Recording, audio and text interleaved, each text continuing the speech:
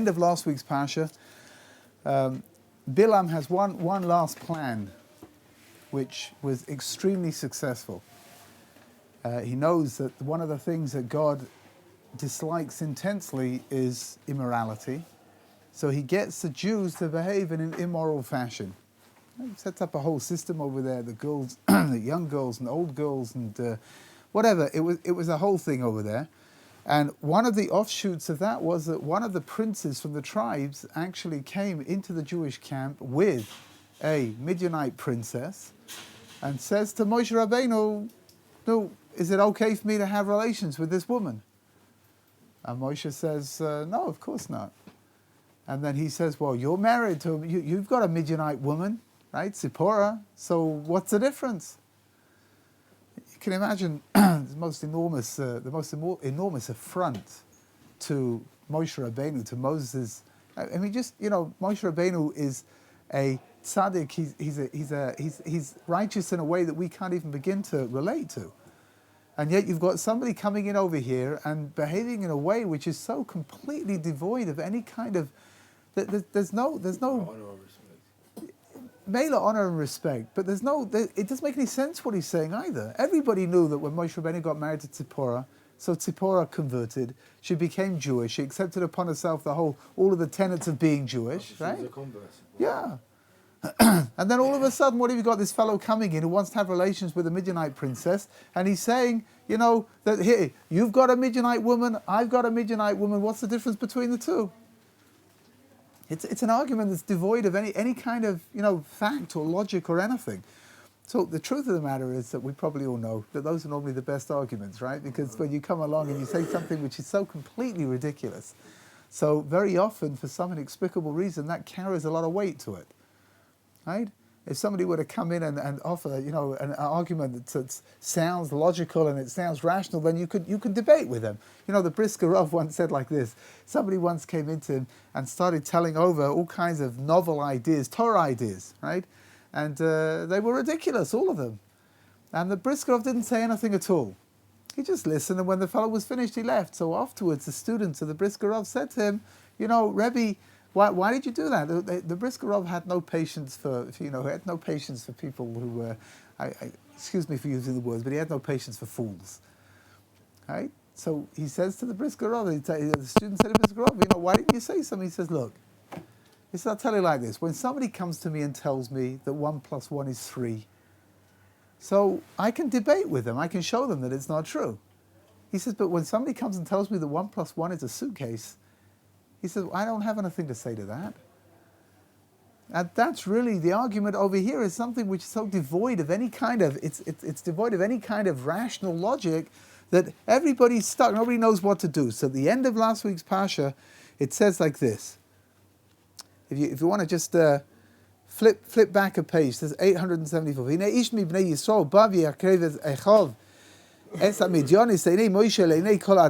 So he does something absolutely terrible. He takes this woman, and after he confronts Moshe, he goes into the tent and he's having relations with this woman in a way that everybody knows what's going on. And all of the elders and Moshe Rabbeinu, they're all standing over there. Pinchas ben Elazar ben Aaron HaKohen. And Pinchas, now who is this Pinchas? He's the son of Elazar, who's the son of Aaron HaKohen. So it's Pinchas who does nonsense with a woman, yeah? No, we're going to see. We don't know who this fellow is yet, but Pinchas is the one who's going to take care of it. Right? So Pinchas, who's the son of Elazar, the son of Aaron HaKohen, he takes a spear.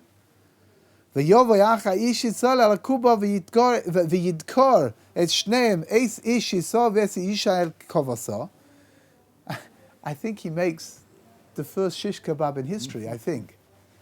He takes this spear and he spears them together.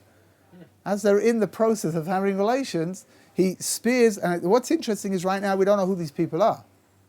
It just says that there was a man from Israel and a woman together, and he speared them together.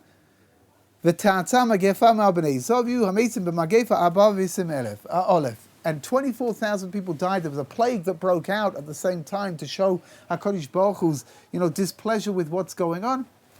Something extraordinary is taking place over here.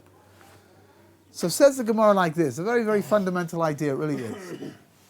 Everybody's standing around over there crying, and Pinchas comes along and he comes to Moshe Rabbeinu and he says to him, Rabbi, didn't you teach us kanoim poigim boy?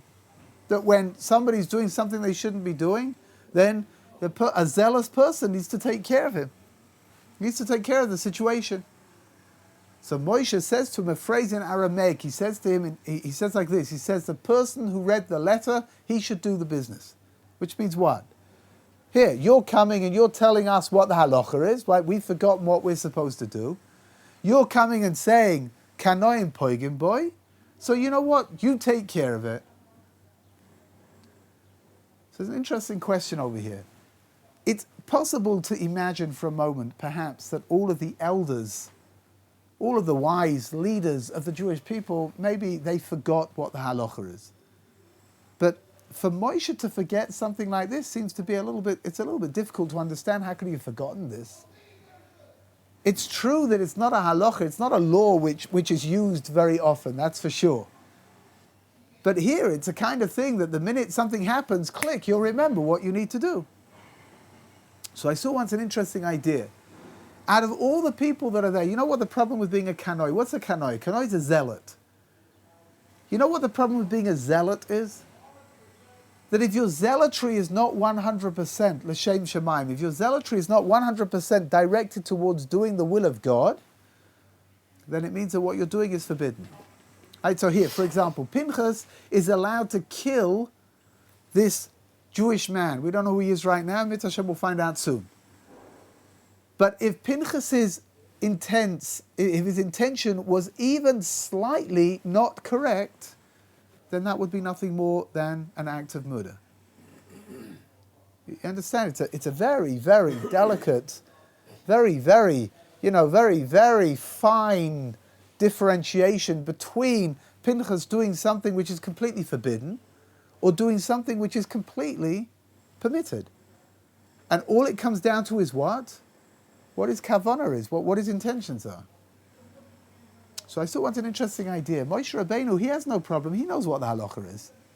But out of all of the people that are there, Moshe Rabbeinu is the only person who can't act. Why not? Because, what's his name? This fellow, this Ish Yisrael, is coming and saying, you've got a Midianite woman, I've got a Midianite woman, what's the difference between us? What's the problem? Even if Moshe Rabbeinu acts with 100% clean intentions, pure intentions, nevertheless, what are people going to say? The most obvious reaction of all is, well, look, you know why he did what he did? Because he spoke disrespectfully to him, so then Moshe got upset and he went and he killed him. Are the people going to understand and recognize that Moshe did whatever he did only because that's what God would have wanted him to do? No, they won't realize that.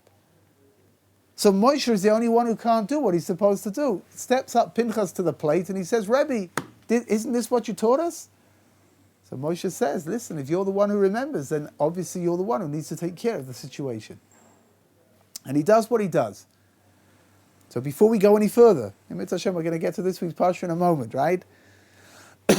What does it say? Vayah Pinchas ben Elazar ben Aaron HaKohen. Now we've done this before in the past. The Torah very, very rarely uses, the Torah very, very rarely goes back 3 generations to tell you who somebody is. Right? Which means that it could easily have said, Pinchas ben Elazar HaKohen. You don't need to know that he's the grandson of Aaron. Which means that the Torah is coming to tell you that he's the grandson of Aaron. There's something here that needs to be learned. Something needs to be understood. So if I were to ask you, Aaron, what is Aaron's most obvious characteristic was what? Love, peace, right? Oihev, right? He was Oihev Shalom. He was Roidev Shalom. He used to love peace. He used to run after peace. Remember all those stories that we learned together, that he used to run to one person and say the other person was so sorry and that they'd fallen out with each other, and he'd run to the other one and tell him, right? So there's a very interesting little lesson over here. It's true that we would imagine that Pinchas is the very least inheritor of Aaron HaKohen. Who is Aaron HaKohen? Aaron HaKohen is Oyev Shalom, Roidev Shalom. He loves peace. He pursues peace. Who is Pinchas? Pinchas is somebody who just went and killed somebody else.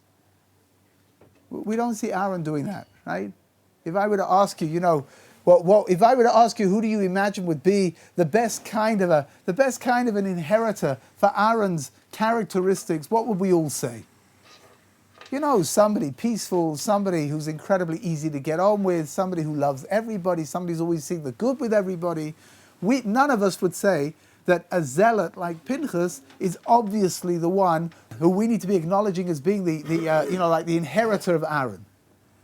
So over here, we're learning a very fundamental idea over here. Of course, it's important to be an Oyev Shalom, a Roidei Shalom. And of course, it's very, very fundamental that each and every one of us needs to work very hard on ourselves to become better people, to become more gentle, to become more flexible. That's for sure. We all understand that.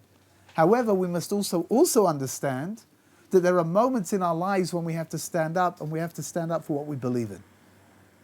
And that's really what Pinchas is doing over here. We don't know anywhere else. Pinchas doesn't come across as being, some hot-headed hooligan who's going to go around beating people up. That's not what he does. And yet over here, where do we see him? The first time we come across him is over here, where he goes and he spears this fellow and the woman that he's having relations with. And the Torah is teaching us that he is Pinchas ben Elazar ben Aaron HaKohen. Yipcha, listen very carefully to what I'm telling you. Don't misunderstand me. It's good to be flexible. It's good to be gentle. It's good to be thoughtful, and it's good to be kind. And we all of us have to work very hard to be even more than what we are right now. But there will be moments in our lives where we have to stand up for what we believe in. And at that point, that's not the moment to be flexible. That's not the moment to be gentle. Good. Okay, so now we know who we're talking about. So let's flip over the page and let's get to this week's Parsha, and we'll see. Vayidaber Hashem Moshe le'mor Pinchas ben Elazar ben Aaron HaKohen Heshives chamosi me'al bnei Yisrael bekanois kinosi b'soichom v'loi kilises bnei Yisrael b'kinosi. HaKadosh Baruch Hu says to Moshe, this Pinchas, the son of Elazar, the son of Aaron, the Kohen, right? He is the one who stopped the plague. He's the one who managed to control what was going on and put things back to where they're supposed to be. Verse number 12, look at this, something extraordinary. I am going to give him the Brit, the covenant of Shalom. Now, what is Shalom? How are we going to define Shalom? Peace, right? Tranquility, whatever it is, some kind of spiritual dimension, which would seem to be the very opposite of whatever Pinchas is, no? I think Pinchas might be peaceful, but it's carrying out an accusation. So what's Pshat? Again, we're learning the same thing again. What we learned at the end of last week's Parsha, we're learning at the beginning of this week's Parsha as well, which is what? There's no contradiction whatsoever between being an Ish Shalom, being a man of peace, and for doing things that are obviously not peaceful, not peace-like for sure, in order to retain your belief system. You hear what's going on, right? Here, I don't have to explain this to you. Somebody, you can be the most peace-loving person in the world, right? But if somebody breaks into your home and they're threatening your wife and your children, so you'll blow their brains out, right? There's no question over here about, what's the right thing to do. I think Aaron HaKohen would have done the same thing in the same situation. Very, very possible, right? And I think that's exactly what the Torah is trying to say, is that he's not just the son of Elazar, he's a grandson of Aaron. Yeah. And if this is what he's doing, then maybe that's the idea. Maybe the idea is that Aaron himself would have behaved in the same way. Don't get taken in by, Aaron's incredibly loving demeanor. Right? When something's got to be done, it has to get done. It's as simple as that, right? So listen to what HaKadosh Baruch Hu gives him, because we'll see the most incredible idea, the pact of peace. He's now going to be made a Kohen. So you're going to say, hold on a second. Hold on a second, right? Surely if he's the son of Elazar, who's a Kohen, then surely he should be a Kohen as well, right? That's the one thing we all know, right? Why are you a Kohen? Because your father was a Kohen. And why is your father a Kohen? Because his father was a Kohen. It's pretty easy to work it all out. So the truth is like this. When HaKadosh Baruch Hu made Itamar and Elazar Kohanim, the sons of Aaron, he made only them Kohanim and the children that would be born to them afterwards. But any children that were already born weren't included inside of that status. Which means that Pinchas was already born, therefore Pinchas remains in the tribe of Levi. He's not a Kohen right now. Until what? Until he does what is seemingly a completely antisocial act, right? And then he gets given the status of becoming a Kohen, him and his children and his descendants that come afterwards. Isn't that extraordinary? The Kohanim are given to Klal Yisrael in order to make peace. That's one of the reasons why Aaron is the one who becomes the Kohen Gadol, because Aaron really, he symbolizes that concept of peacefulness, of love, of joining people together. And Pinchas, again, on the face of it, what does he do? The opposite of that. He goes out and he kills a couple of people. And yet, what does HaKadosh Baruch Hu do? HaKadosh Baruch Hu tells him that he's going to become a Kohen. He's going to represent that sense of unity and of love and concern for the Jewish people. He's going to be brought into the, what do you want to call it, the Kohanic club. He's going to be brought into the club to become a full member of the club of Kohanim. It's an incredible thing, right? So again, what are we learning? Exactly the same idea all over again.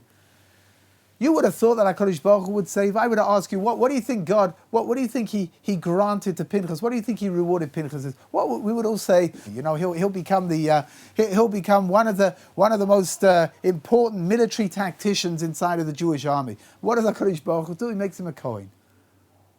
Symbol of peace. Right, if you go to shul in the mornings and the Kohanim, they bless us. Every single morning we get blessed over here in Israel by the Kohanim. And what's the last word that they say is Shalom. Yeah, they say Yisimcha Lekim. They say Yivrecha Hashem v'Yishmerecha, Yo Hashem Panav Elecha v'Yichuneka, Yisa Hashem Panav Elecha v'Yasem Lecha Shalom. That there should be peace upon you.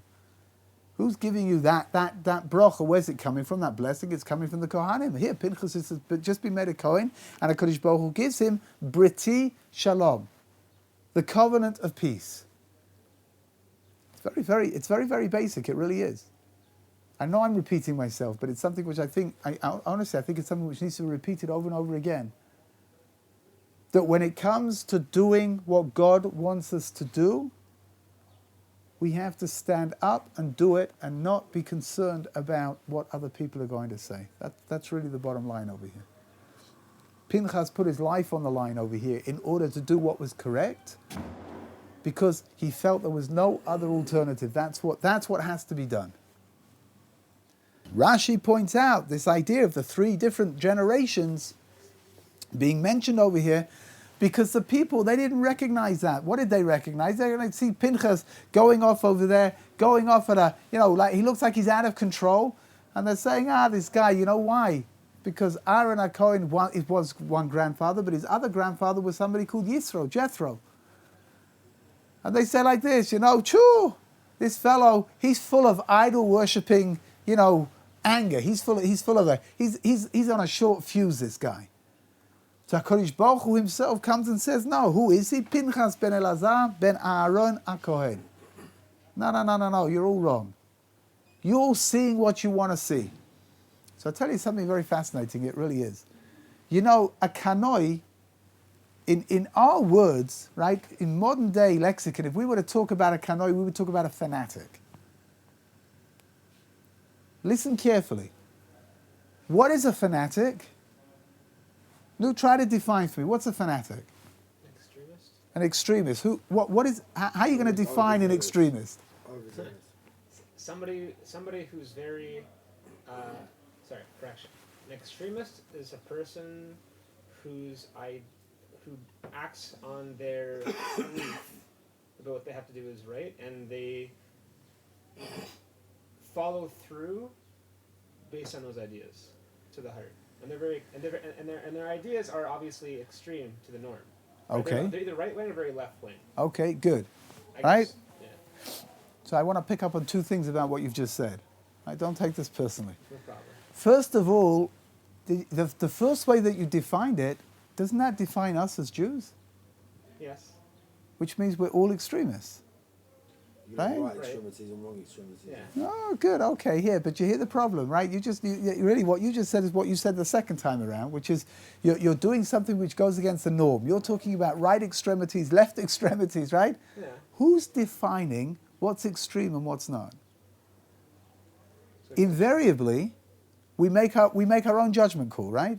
You see somebody doing something which to you looks like it looks like it's nuts, yeah? So that guy's he's an extremist, right? Which means that we are continuously judging through the prism of our own judgment. Watch Pshat, listen carefully. I think there's something very, very, very important over here. Each person looks at himself as being okay. I am balanced. Which means that if I'm balanced, anybody who does more than me is obviously a fanatic. And anyone who's doing less than me is obviously a bum, right? I mean, that's clear, no? What's the problem? The problem is, if all of this was being calculated according to me, then that would be fine. I'd be happy to go ahead with it, right? What's the problem? The problem is it's being calculated according to each and every person. So you've got somebody, let's talk about Judaism for a minute. You've got somebody who's starting off on his path into Judaism, and he's being exposed to various ideas, and he likes them, and they're very beautiful. And then he sees somebody do something which to him is just like it does not make any sense whatsoever. That guy's a fanatic. Either person's just following Jewish law, that's all he's doing. But because I'm not holding there right now, and maybe I don't even know about that law, so I look at what the person's doing and I say to myself, well, this guy's he's off the wall, he's nuts. Right? And the other side is also true. If I've already started doing this, then obviously it means it's something that everybody should be doing. And I can't understand, why doesn't he do it? Have you ever noticed that the most intolerant non-smokers are people who used to smoke themselves? Part of their intolerance is coming from what? I don't understand. I was smart enough to understand that you're supposed to stop smoking. How come you don't know that? We all do it with everything we do, right? All day long, that's what we're doing. That's why you should know something. There's a very, very, very, very difficult mitzvah, which is we have to be called what's called dan lekaf zechut. We have to judge people favorably. Do you know how difficult that is? You see people doing things that don't make any sense to you. You see people doing things which in your eyes are obviously wrong. And yet the Torah tells you that you have to be dan lekaf zechut. You have to judge them favorably. So I'll give you an example. I told this story over many times, but you know what? Every time I tell it over, it makes me laugh. It really does. My father, alav shalom, was he was an archetypal Englishman. He only spoke English. He didn't speak foreign languages. And when he went abroad, he used to imagine if he spoke English loudly and slowly, then he was speaking the language of wherever he was, and people should understand, right? And another thing that he never did was when my father went abroad, he never changed his watch. He just kept it on English time. It was you change it, and then you got to remember to change it back. And business, it was important for him to know what the time was in London, whatever, right? So he told me this story, the most incredible story. My mother and him were once in Florence, in Italy. And they're walking along, a very beautiful city, and they're taking in the scenery, and they're walking along, enjoying themselves, and all of a sudden, a very, very agitated Italian comes up and starts jabbering in, rocket speed Italian at my father. Really chose the right fellow, right? My father, who he can only speak English. So he finally made it clear that he wanted to know what the time was. So my father, without really thinking, picks up his watch and shows him the time like that. And this Italian looks at the watch, and all of a sudden, my father said it was extraordinary. He said all of a sudden he just became calm. Like that. 1 minute he's agitated, and the next minute he's like, and he goes walking off, and he was about 200 meters down the road, and all of a sudden my father realized, you know what, his watch is on English time, it's an hour earlier. It's really an hour later over there in Italy. So he said he didn't know what to do. In the end, he said he left it. He left it for two reasons, he said. The first one was there was no way he was going to be able to explain to this fellow. What was he going to explain to him in English and in Italian that his watch is an hour behind? It's not going to help, right? He said, secondly, he said the fellow looked so happy when he saw the time that's it. I was thinking to myself like this. You know, this fellow's going to come home and his wife's standing outside the front door with a rolling pin, right? And she whacks him over the head and he says, what are you talking about? I met somebody in the street and he told me that it was at 10 o'clock and now you're telling me it's 11 o'clock. This is ridiculous, right? Is his wife going to believe him? No, right? That's the most ridiculously stupid story you could imagine, no? It's a matter of coincidence they bumped into an Englishman. For sure, right? Which is why, I don't know, say aliens abducted you, right? To come up with anything, but to come up with an idea that you met someone in the street and his watch, it was 10 o'clock and not 11 o'clock, who's going to believe that? Says the Torah, you have to be done in the katzchus. You have to judge people favorably. Even when it is so ridiculous, you got to do it anyway. Isn't that incredible? That's the same thing over here. The Jewish people were not done the katzchus. You know why they weren't done the katzchus? You know why? I'll tell you why. It's very simple. Because Pinchas did exactly what every single one of them was supposed to have done. You think Pinchas is different from anybody else? He's just one of the guys, right? He's just there like everybody else. Pinchas was the only one who came forward and said, Rabbi, isn't this what we're supposed to do? And Moshe says, yeah, that's what you're supposed to do. You take care of it. And everybody else is looking. Now, what are the alternatives now that it's been done? The alternatives are either for me to turn around and say, wow, that Pinchas, he was really something special, and I wish I would have done that. And the other alternative is what? The guy's he's a fanatic, this guy's nuts. Keep away from him, otherwise he's going to kill you as well. It's a lot easier to take the second route than the first one, because the first route, you have to acknowledge that you made a mistake somewhere. I should have done that, right? It should have been me, and I didn't do it, and that was my mistake. You hear? And now, what are we going to find out? All of a sudden, over here, we're going to find out who these people were. Now that we're into the story, verse number 14. V'shem ish Yisrael amukeh asher ukais amidyonis Zimri ben Salu. The first person who was zapped out is somebody called Zimri ben Salu. He is the Nasi. He's the prince of the tribe of Shimon. On page 876. Nasi beis Avla Shimoini. So Rashi says like this. All of a sudden, this action that Pinchas took, it's becoming something even greater than it was, right? Because can you imagine, we've got, how the hierarchy works over there. You've got Moshe and you've got Elazar the Kohen, that's like the spiritual dimensions. And then you've got the 12 princes of the tribes. They are the most powerful, the most important people around. And what does Pinchas do? Even if we would have been Pinchases, what would we have done? Maybe at some point as we were about to get there, we would have said to ourselves, you know what, maybe I shouldn't be doing this. Maybe I shouldn't start up with this guy. He's bigger than I am, he's stronger than I am, he's more powerful than I am. Maybe this is not a great idea. Pinchas didn't think like that. All Pinchas is concerned about is what? He's got to do what's right, that's all, it doesn't matter.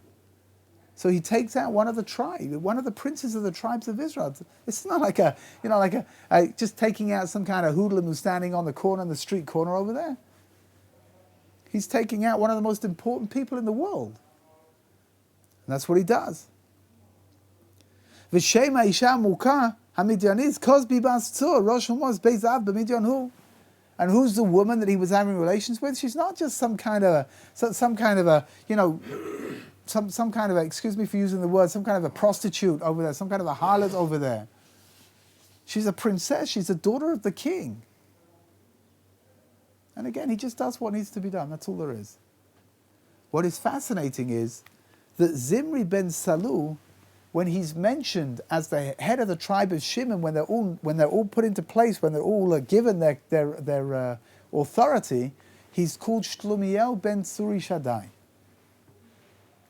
The word Shlumiel is the word of Shalom Kel, the peace of God, tranquility. Again, this concept of Shalom.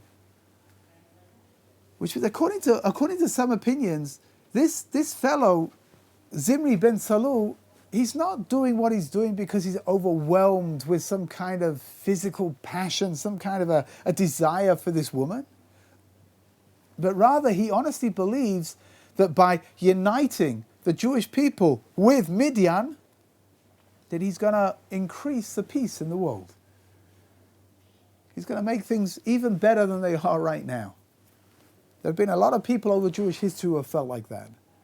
A lot of people over Jewish history who have felt that if we would just be a little bit more accommodating, if we be a little bit more flexible, if we would allow ourselves to intermarry in, then things would be much better for the Jews.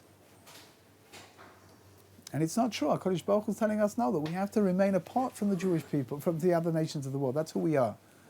You remember last week when Bilam blessed the Jewish people, Hein Am Levadad Yishkon. We're supposed to be by ourselves. That's what we are. That doesn't mean that we can't have interaction with the non-Jews. Of course we can, right? We can have interaction and we can do business with them and we can even have some kind of a social interaction as well. But there needs to be borders. There needs to be barriers put up. Which means it's okay until here. But beyond that, no, that's not good because that's going to cause some kind of it's going to cause some kind of an assimilationary trend. Yes. And at that point, then we're not going to be able to be identifiable anymore as who we're supposed to be. It becomes just one big mush. My parents, where we used to live, so we had a next door neighbor who was Jewish, who was completely assimilated. Him and his wife and his kids, they used to take them out of school on Yom Kippur. They wouldn't send them to school on Yom Kippur simply because they were too embarrassed to do so, because all the Jewish kids in the non-Jewish school that they went to, that no one was there on Yom Kippur, and they were too embarrassed, so they just kept them home. I remember going to shul on Yom Kippur and seeing them riding around on their bikes in the garden. They got a day off. Very nice. This guy was completely assimilated. You would never know. He was so English, this fellow. He had a very English accent. He dressed in a very English fashion. He was a very successful man. He told my father that when they came to buy their house, Mum lived in the house next door to my parents. When they came to buy that house, the person who owned it was a retired colonel in the English army. Very, very, what's called very, very paka, very proper, very English, yeah. And they sold the house, and after they'd signed all the contracts and they came around to get the keys and they drank, they didn't drink a l'chaim, but they drank a, what do you drink? A cheers, congratulations, right? And as they were drinking, to each other's health, the English, this English colonel turns to the fellow who's just bought the house and he says, I can't tell you how relieved I am that I didn't sell the house to one of those. Of course, referring to the Jews, because the Jews were beginning to move into the neighborhood. This fellow told my father, he said, I took that cup that he gave, that little glass of whatever it was that they were drinking, whiskey, whatever it was, and I said to him, I just want to let you know that I am one of those, l'chaim. And he drank the whiskey and he put it down. And this fellow said that he'd never felt so proud to be Jewish in his life. At that moment, he said he felt like it was just the most incredible Jewish moment of his life. It didn't seem to have a lasting effect on him, that's for sure. Well, what's the idea? Bilam's telling us that we have to be separate, we have to look different, we have to live different, we have to behave different. Of course, again, we've got to be an all goyim. We have to be a light unto the nations. We've got to be good, and we've got to be kind, and we've got to be thoughtful to everybody, not just the Jews. Especially the Jews, but to everybody. But at the end of the day, the whole function of being Jewish is that you're supposed to be different. We're supposed to be apart. That's what he imagines. It's what he imagines that he's doing over here. We're going to make a union over here between the Jewish people and Midian, and everything is going to be great, and everything is going to be good. And HaKadosh Baruch Hu is saying, no, that's not the way that it's done. The Jewish people are supposed to be above everybody else, to be the role models, the spiritual role models for the rest of the world. That's what we're supposed to be. And I'll tell you something very important, something really, I think it's something very, very, very, very fundamental. The world hates the Jewish people. The world hates the state of Israel. Of course, that's just a genteel way of hating the Jews. right? And everything that we do is wrong, and everything that we do is incorrect, and everything that we do is provocative. And if you want to know where this comes from, it comes from the fact that we're not doing what we're supposed to do. If we, the Jewish people, were to act in the way that we were supposed to, if we were to follow the laws of the Torah and live our lives according to the way that God wants us to do it, we wouldn't hear any of these things. We really wouldn't. The problem is when we want everybody to accept us, and we want them to accept us as we are without us being the light unto the nations. It's something there is no rational, logical explanation. We all of us know, right? The Israeli army is the most moral army in the world. They do their best. They put their lives on the line in order not to harm people who may be innocent. And yet the whole world condemns whatever is done. The whole world condemns. Yeah.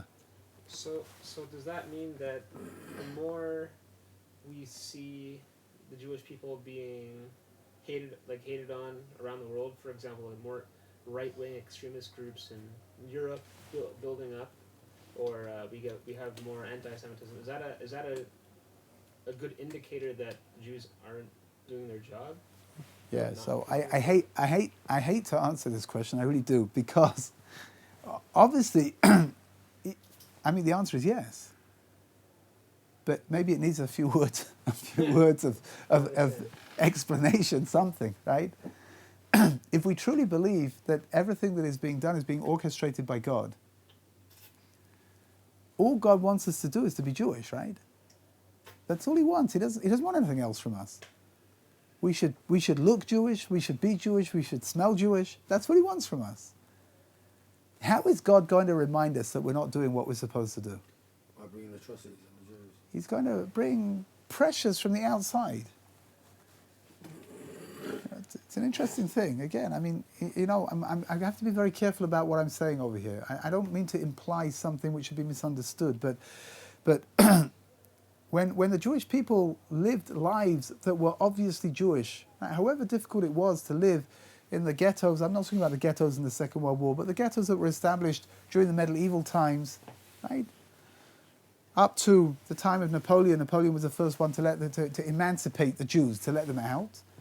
However much the Jews didn't want to be there, the whole time that they were identified obviously as being Jewish, it was actually a time of great Jewish renaissance.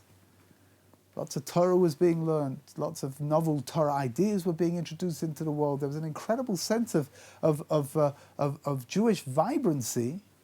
I'm talking now about religious life, vibrancy that was there because the non-Jews were making sure that we were supposed to be Jewish. When Napoleon took the walls down of the ghetto, when he said that the Jews can live wherever they want, and they can have freedom, paradoxically, that's when the problems began. We started to assimilate, and we started to intermarry, and we started moving into places where it's not simple to be Jewish. It really isn't. Yeah. One thing that I remember at the time that Shabbos concludes and what you're reading in a Siddur, we thank Hashem for that very separation. Yeah, yeah. And it's like that was given to us. Yeah. And at the same time, so many, I'm not talking about here. I'm talking like Yeah, out there, 100%. Hamavdil ben kodesh l'chol. HaKadosh Baruch Hu makes a differentiation between that which is sanctified and that which is not. Hamavdil ben kodesh l'chol, ben or l'choshech, between light and darkness, ben Yisrael la'amim, and between the Jewish people and the rest of the other nations of the world. That's the way it's supposed to be. There's a very, very pithy statement that was made by Rav Chaim Volozhiner, who's the foremost student of the Vilna Gaon. We're going back, the Vilna Gaon lived about 250 years ago, Rav Chaim Volozhiner about 200 years ago. And he said like this, a little play on the words. He says, if the Jews don't make Kiddush, then the non-Jews will make Havdalah. Which means what? Kiddush is something we sanctify ourselves. On Friday night, we turn ourselves into something that we're, normally the rest of the week we're pretty mundane, right? But on Shabbos we become something sanctified, we become something holy. Something that we do voluntarily. If we're not prepared to sanctify ourselves, the non-Jews will make Havdalah. What is Havdalah? At the end of Shabbos, we don't want Shabbos to end. We would love Shabbos to continue. from one week to the next. But we can't. It can't live like that. So we make an involuntary separation. That's what Havdalah, that's a symbolism of Havdalah.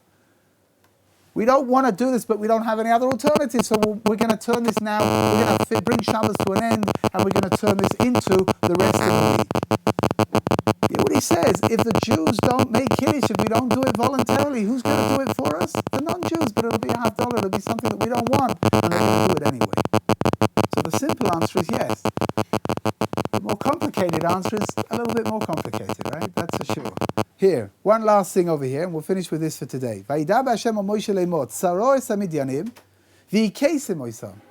You have to go out and you have to go and fight the Midianim. You have to go to battle against them, go to war against them. Ki tzorarim heim lachem b'nichleihem asher niklu lachem al davar pa'or. V'al davar kozbi bas nosi Midian achoisam amuka b'yom amagef al davar pa'or. Rashi creates a new verb over here when it says that you have to go out and you have to fight against the Midianim. Right, verse number 17 says Rashi, Tzror, Shamor Loshen Over, and then he says like this, Aleichem la'ayev otam. You have to enemize them. He's turned the word enemy into a verb. La'ayev. It's something very strange, something very bizarre. Rashi doesn't normally do these things, right? The word enemy is not you can't turn enemy in English, you can't turn it into a verb. La'ayev. I'm not kidding, to enemize, you have to enemize somebody. Sounds like giving them an enema. I don't know. Everybody hears what they want to hear, I guess, right? But you hear the pshat, you hear what's going on over. It's something very fascinating. HaKadosh Baruch Hu is telling the Jewish people that they have to enemize the Midianites. You hear? Why would that be? They just lost 24,000 people in a plague that was sparked off because of the Midianites. Why do you imagine that the Midianites, what God is telling them is like this, you have to hate the Midianites. You hear what he's saying? Turn them into your enemies. Why did they be told to do that? Something terrible has just taken place over here. 24,000 people is enormous, right? So what's Pshat? Rashi's teaching us something incredible. When somebody comes along and does something to you which is they come as an enemy to you and they frighten you. So it's easy to be able to go to war against somebody like that, right? Somebody comes to attack you. You need to be told to fight back. You don't need to be told to fight back. It's clear that this person is dangerous. It's clear that this person's your enemy. But what about when the person doesn't do something in your eyes which was so terrible, but it really was? What did the Midianites do? They put out their daughters for the Jewish people to be able to use as prostitutes. Does that sound as disturbing to you as an army coming to attack you? Yeah, it's not just as disturbing, so making the Jewish people go against it. Oh, so what's pshat? But for the Jewish people themselves, it's difficult to garner that. You've got to have a certain motivation to go out to war against somebody, right? It's difficult to garner up the motivation to want to go out to war because after all they did was they just gave them a good time, that's all. They don't see the spiritual repercussions of what they've done. It's too obtuse for them right now. Yipshat, that's why HaKadosh Baruch Hu says, Tzroris HaMidyanim, you got to go out and you've got to turn them into enemies. When you go out to war against the Midianites, you've got to go out knowing that these people try to destroy you in exactly the same way that somebody tries to destroy you when they come out in war with swords and with spears and with arrows. This is just as bad, if not worse. You know what? The emes says it's worse. You know why it's worse? Because when a person is killed physically, so they remain alive spiritually. But when a person's left alive physically and they're killed spiritually, that's worse because there's nothing left, there's nothing there. And those are the most dangerous moments. Those are the moments that we don't recognize, we don't see them. So what needs to be done now? Says HaKadosh Baruch Hu, no, you have to work on yourselves to realize that what these people did was something which is completely inexcusable. Good. We're going to stop over here, Mitzvah Hashem, to be continued. Thank you, Rabbi Lauffer.